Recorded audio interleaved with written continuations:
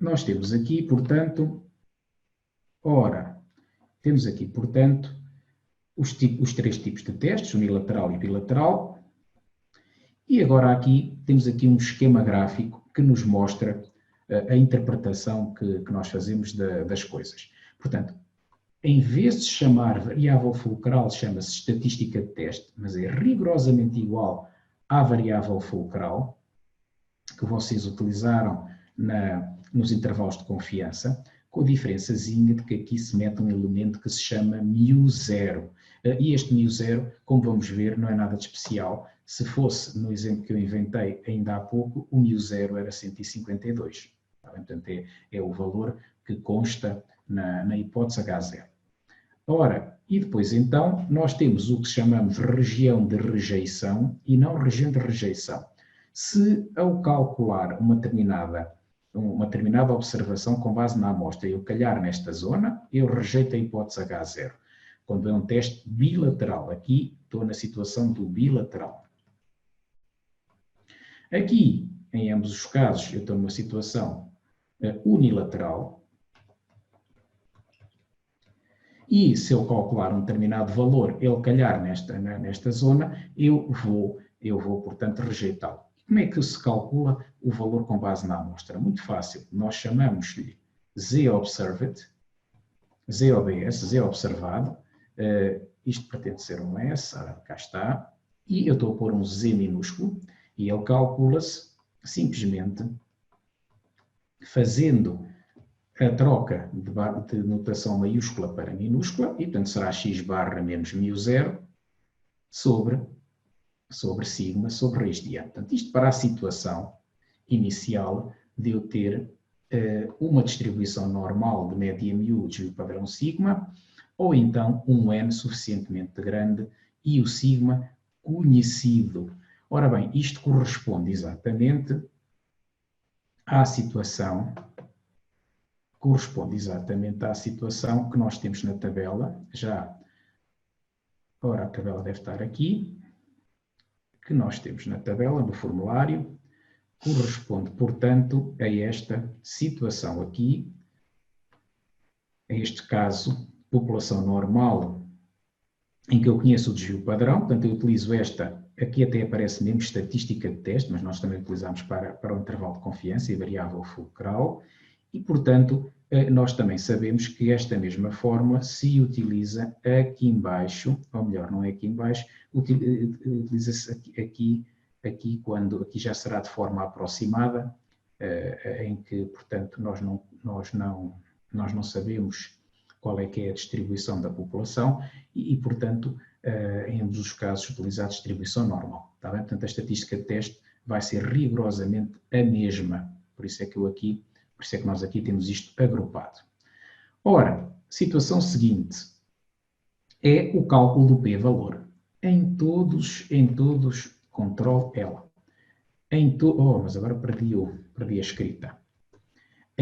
Para Shift D, 1, 2, 3, 4, 5, 6, 7, 8. São 8. Cá tenho outra vez a caneta. Dá-me jeito para escrever.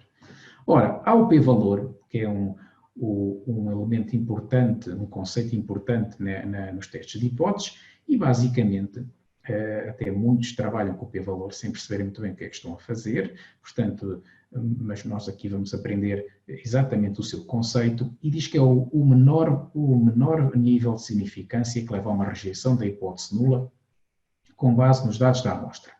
Ora, ou seja, eu vou calcular um p-valor.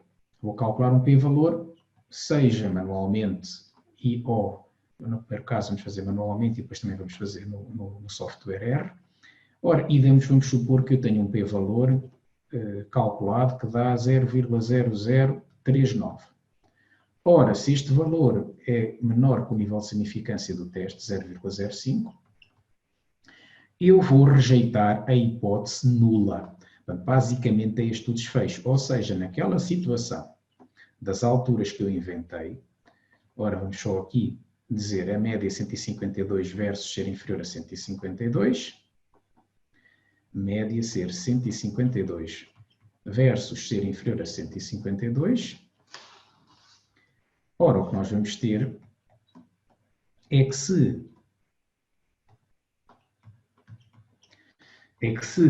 ocorresse um p-value com este valor, ora, como o p-value é um valor p pequeno, inferior ao nível de significância 0,05, vamos supor aqui que o alfa, que é o nível de significância, é 0,05, quando é nos intervalos de confiança trabalhamos com menos alfa, portanto, ora, nós neste caso temos evidência estatística para rejeitar a hipótese H0, portanto, rejeita-se H0 e vamos ficar com H1, portanto, um P pequeno, rejeita-se a hipótese nula. Portanto, e vai ser essa a situação. Nós vamos fazer o cálculo do P-valor. Se ele der uma situação de ser inferior ao nível de significância considerado, eu vou seguramente rejeitá-lo.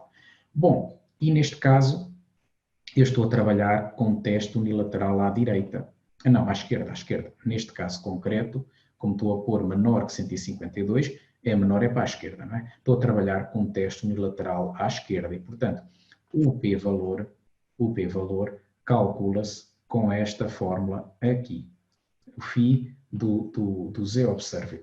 Em que o φ do z-observed está aqui a observar que é a probabilidade de z ser menor do que o z-observed.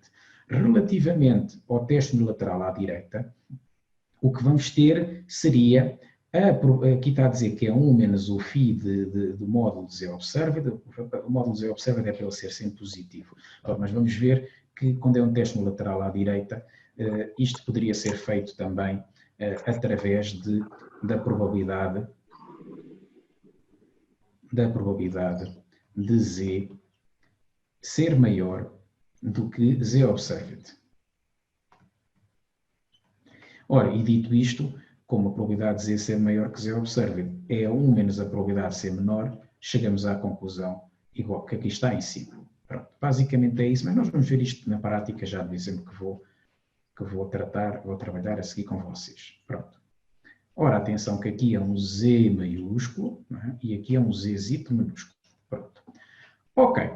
E então temos este primeiro arranque. Quando é o teste bilateral, também tem uma fórmula que nos permite chegar ao p-valor. Sabendo o p-valor, já conseguimos tomar a decisão. Ora, depois, claro, temos outras situações. Quando a distribuição é normal, mas nós não conhecemos o sigma, portanto, nós trabalhamos com esta estatística de teste, já era assim no intervalo de confiança, já era assim nos intervalos de confiança, exatamente. E, portanto, aqui está a dizer ON suficientemente grande. Portanto, aqui está a dizer que caso não seja normal e o N suficientemente grande, ora nós aqui temos este pontito, porque sabemos que segue aproximadamente uma distribuição student, mas do ponto de vista prático, trabalhamos com o cálculo da probabilidade normalmente. Ora, as formas são totalmente análogas às anteriores, calculamos os p-valores para os testes unilaterais e bilaterais desta maneira, e temos então esta situação tratada. Aqui já aparece nesta fase como é que se faz isto com o software RComanda.